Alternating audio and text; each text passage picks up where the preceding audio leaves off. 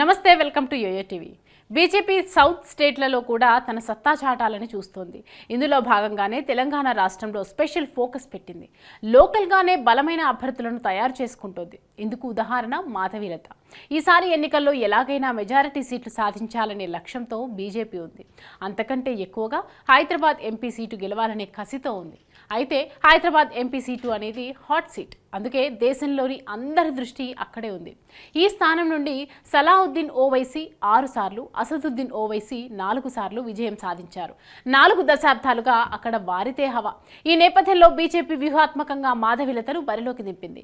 శ్రీరామనవమి రోజు బాణం ఎక్కుపెట్టినట్లు వైరల్ అయిన మాధవీలత వీడియో ఎన్నికల హీట్ను పెంచింది.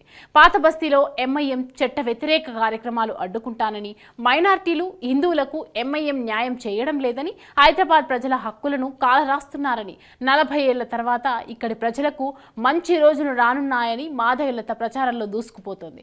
మరోవైపు హైదరాబాద్ బీజేపీ ఎంపీ అభ్యర్థి మాధవీలత ఈ ఎన్నికలలో ఎంఐఎం అధినేత అసదుద్దీన్ ఓవైసీ మీద గెలిస్తే ఎంపీఐ కేంద్ర మంత్రి అవుతానని, ఓడిపోతే ఏదో ఒక రాష్ట్రానికి గవర్నర్ అవుతానని తన సన్నిహితులతో చెబుతున్నట్లు సమాచారం. ఈ మేరకు బీజేపీ అధిష్టానం తనకు హామీ ఇచ్చిందని ఆమె అంటున్నారట.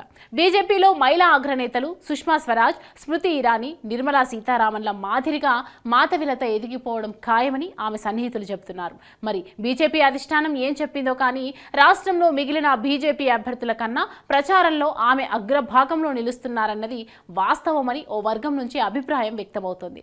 అయితే వీటిలో ఏది నిజమవుతుందనేది తెలియాలంటే జూన్ 4 వరకు ఆగాల్సిందే.